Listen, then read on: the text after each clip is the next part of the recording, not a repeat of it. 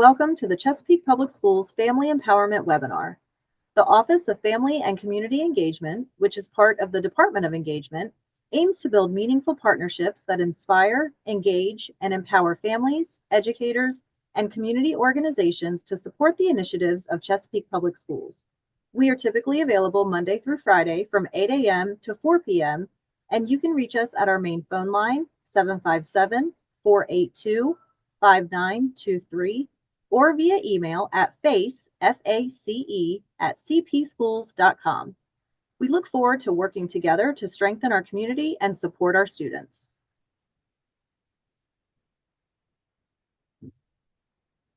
Thank you for joining us to learn about assessments at the elementary level. We're excited to welcome our panelist, Dr. Melissa Oliver, Director of Assessment and Accountability.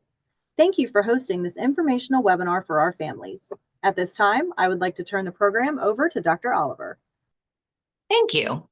I'm Melissa Oliver. I have spent 35 years in Chesapeake Public Schools, serving in various capacities, and right now I'm the Director of Assessment and Accountability, and I would like to share with our elementary families and community the assessment requirements for elementary school.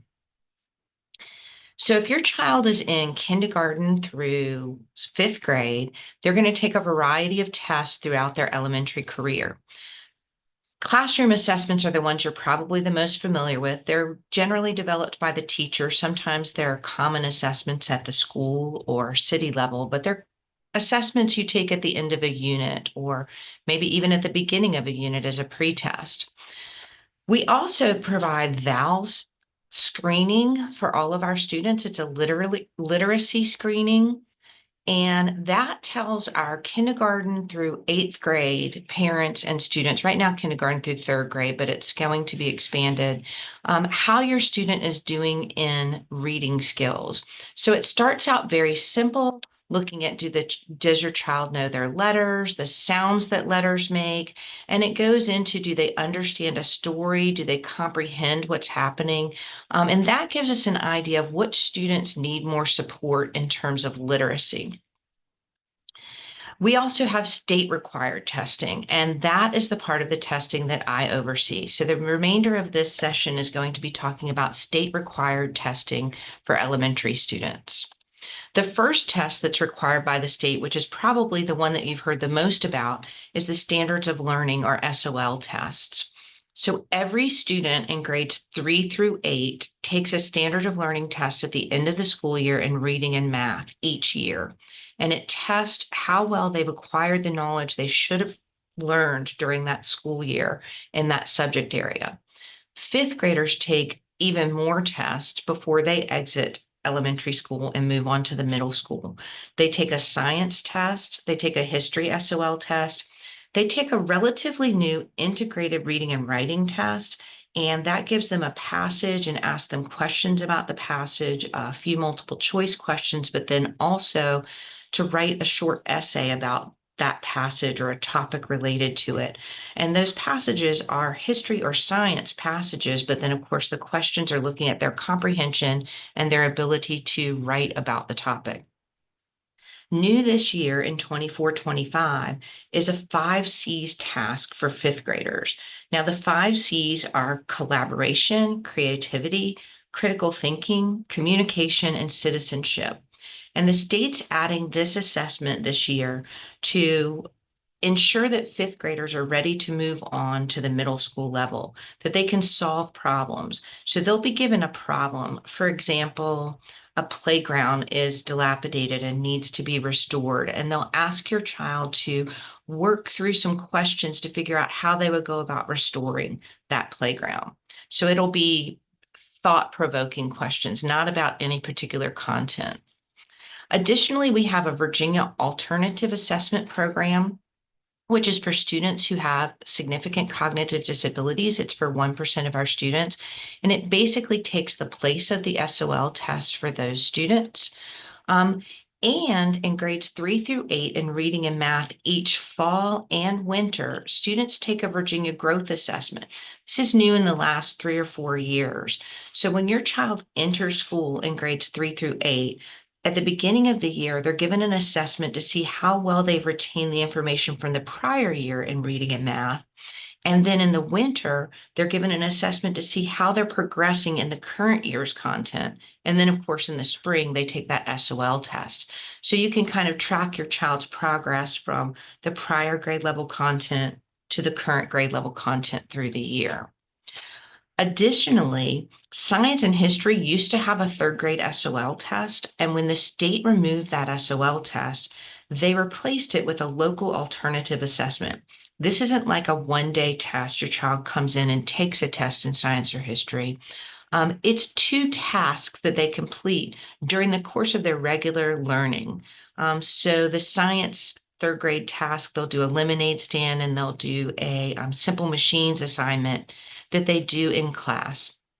And then we submit to the state that it's been completed, and you will receive, as a parent, you'll receive feedback on their performance. And finally, the state also requires an access test for students who are English learners, students whose native language is not English, to ensure that we're adequately teaching them the English language.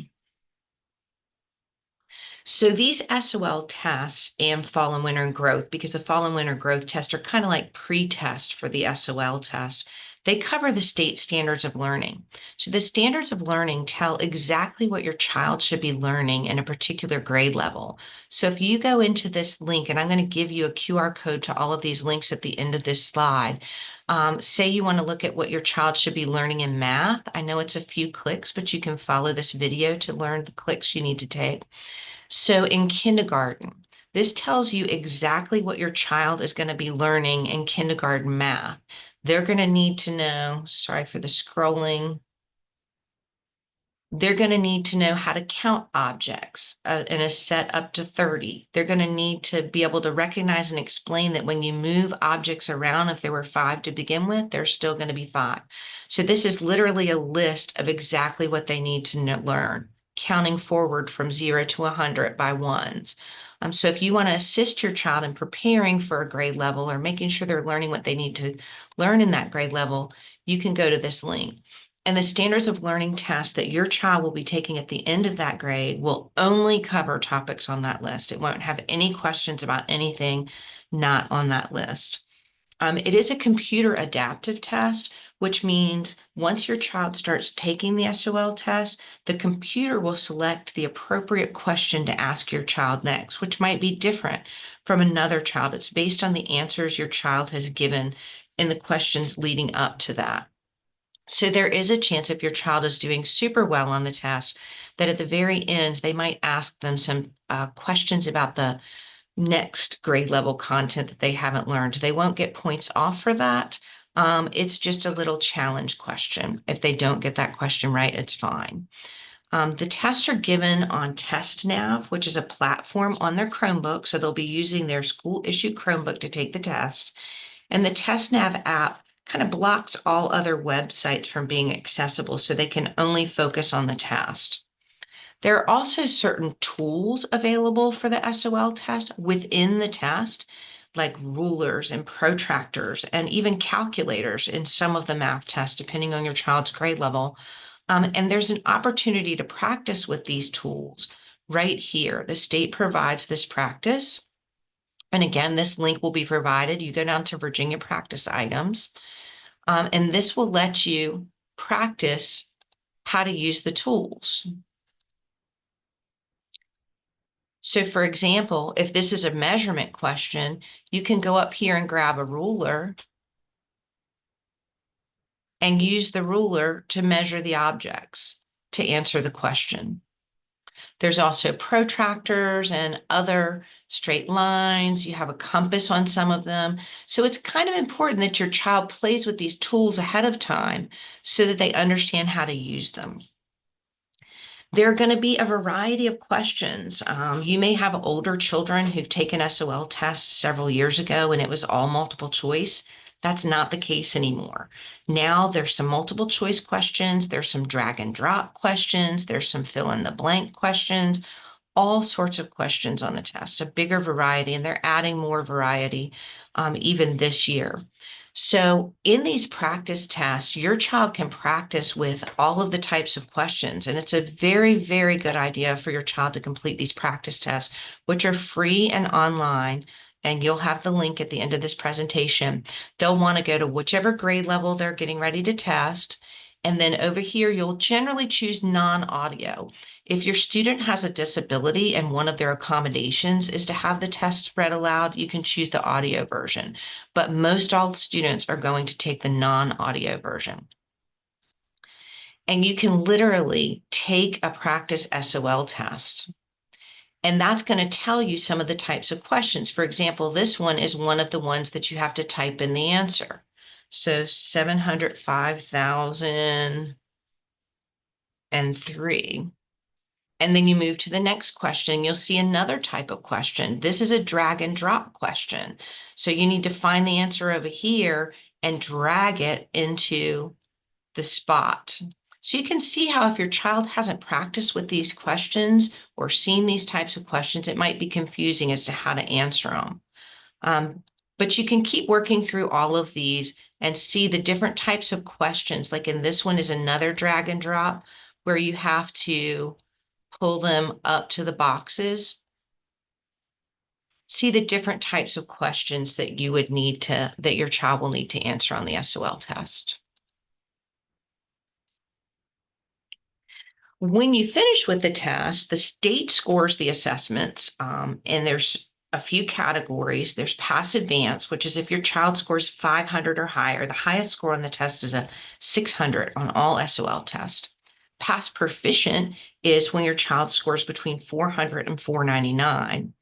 And if your child almost passes, so 400 is the pass mark. If your child is between 375 and 399, so they're very close to passing, they're in the expedited retake range. And what that means is if you choose to have your child retake that test to try and hit that 400 mark and pass, they're allowed to. They can take it very soon thereafter. They'll get a little remediation from their teachers or from someone else in their building, and then they'll retake that test for a chance to pass again. You're also going to receive a student detail by question report, which basically, I have a sample coming up in a couple of slides, but it basically tells you every type of question that your child was asked on the assessment and how they did on it, whether they got it right or wrong. That's your best opportunity to figure out exactly what your child is doing really well, and where your child may need some assistance. There is a state parent portal that has all of your child's test results. We've also added it to your parent view and student view. So if you go into parent view and hit test history, you're going to be able to see all of your child's SOL test results. The parent portal, though, will also give you individualized videos to explain your child's student detail by question report. So there's a code in Parent View that you use, and you go into the state parent portal and put in the code you got in Parent View, and your child's test results will be there. This new parent resources link is provided by the Virginia Department of Education, and it answers every question you might have about state testing. Including, I mentioned before that they're computer adaptive. There's some videos here to explain how computer adaptive tests work. There's a lot of information here, videos and resources if you're interested in learning more about SOL testing in Virginia. The best ways to help your student, particularly in the elementary level, avoid adding unnecessary pressure. I know there was a point in time where we made students feel like their life depended on their SOL scores. They are very, very important, don't get me wrong. But at the elementary level, the main point of these SOL assessments are to figure out what your child is doing very well and what your child needs extra support on. The best thing that you can do is use your child's test results as information, not evaluation. A third grader who's not quite ready to read everything they need to read and answer all the questions on the SOL test doesn't mean they're doomed. It just means now we know what areas that child needs to get some more assistance on. Let me show you a sample of this student detail by question report, because you're going to have access to that as a parent. Your teacher's going to have access to it. Your principal has access to it. And I actually have access to it as well, so that you can see exactly where your child needs help. Here you'll see that the child in this sample report is in the pass proficient range. They passed with a 411, but wherever this arrow is, you can see the child is struggling if it's down here and doing super well if it's up here. This shows you your child's performance over the year. This was their fall growth assessment, their winter growth assessment, and their SOL test. You can see that the child had better understanding of the content at the end of the year than they did at mid-year. So you can track your child's progress throughout the year. This breaks down your child's performance by category. So you can see that this particular student was proficient in all of the areas in the blue zone, but kind of close to the red zone in number sense, but definitely performing as expected. If your child had one area that was down here in the red zone, then you would know that's definitely an area where they need more support. This is my favorite part of the student detail by question report, and the most important part, in my opinion.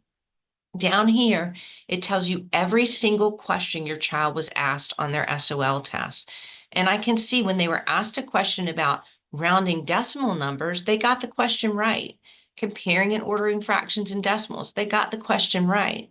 But up here, the first one under number and number sense, representing equivalent relationships between decimals and fractions, in other words, knowing that 0.5 is the same thing as 1/2, they did not get that one right. So you can use this to see exactly what your child knew and didn't know on that particular grade level content.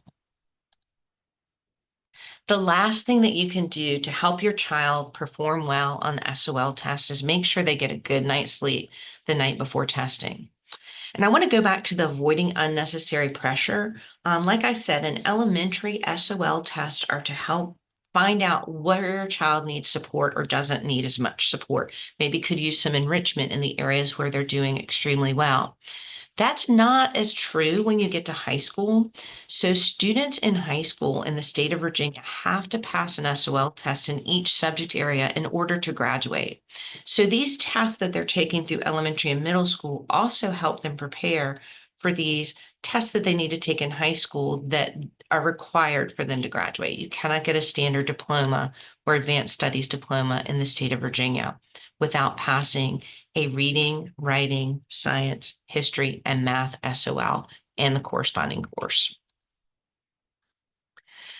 Chesapeake consistently does well on SOL testing. We do a great job of preparing our students for the test. If you want to look at results for your child's school or for the city as a whole, you'll have this link at the end of the presentation. This is our school quality report, school quality profile, but it tells you the blue bars are Chesapeake and the orange bars are the state. You can see that Chesapeake consistently outperforms the state. You can come down here and look at different subgroups by clicking on these buttons. If you want to look at just a particular grade level reading test, you can do that, and it'll update the chart to say just fourth grade reading.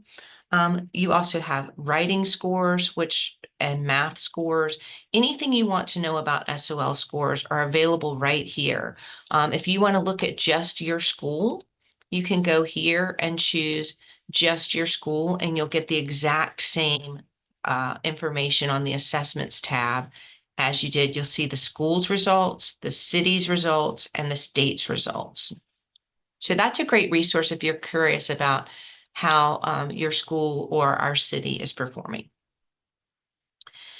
We are getting ready to change accountability systems this year. It's actually already changed, but this will be the first year at the end of the year that we will have a new accountability system. We're used to school accreditation, and now it's going to be school accountability. Starting this year, schools are going to get 2 ratings. The first rating is going to be an accreditation rating. We're used to saying fully accredited, conditionally accredited, or accreditation denied. But that's usually based on SOL test scores and things like that.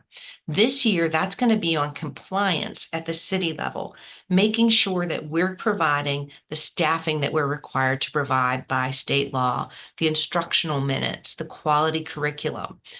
We expect all of our schools to be fully accredited because we're giving all schools all of the things that they should have based on state law. The other rating every school is going to have is an accountability rating. That's where SOL, test performance, and chronic absenteeism and things like that come in. That's based on student outcomes. Schools will actually get a grade this year. This will be the first year that schools get a grade for our accountability system. And if their grade is 90 or higher, they'll be labeled as distinguished, 80 to 89 on track, and off track and needs intensive support. Schools that fall into the needs intensive support category will have state assistance and some financial assistance to make sure that we provide students what they need. I don't expect Chesapeake to have any needs intensive support schools. Our new accountability system is going to look at reading, math, and science SOL scores like our old system did, but in the old system, it was pass rates. In the new system, it's going to be looked at what's called a mastery index for reading, math, and science. It's also going to look at English learner progress. That is for students coming in without English being their native language, how well we're teaching them the English language. It's going to look at reading and math growth in a different way. In the old system, only students who failed the SOL test were eligible for growth. But in the new system, all students will be eligible for growth, and growth will be measured by the way they maintain their state standing from year to year. So if your child in general, based on all their prior SOL tests, scored, let's say, in the 85th percentile in the state, we want to make sure that when they leave this school year, they learn this grade level's content to at least the 85th percentile or higher. So that's how they're going to measure growth. Did your child maintain their standing even though they learned a whole nother grade level's worth of content or improve their standing? It's also going to measure chronic absenteeism and readiness for middle school. That's that measure at the 5th grade, that 5Cs assessment that they're adding that I mentioned. That's going to be the measure of readiness for middle school.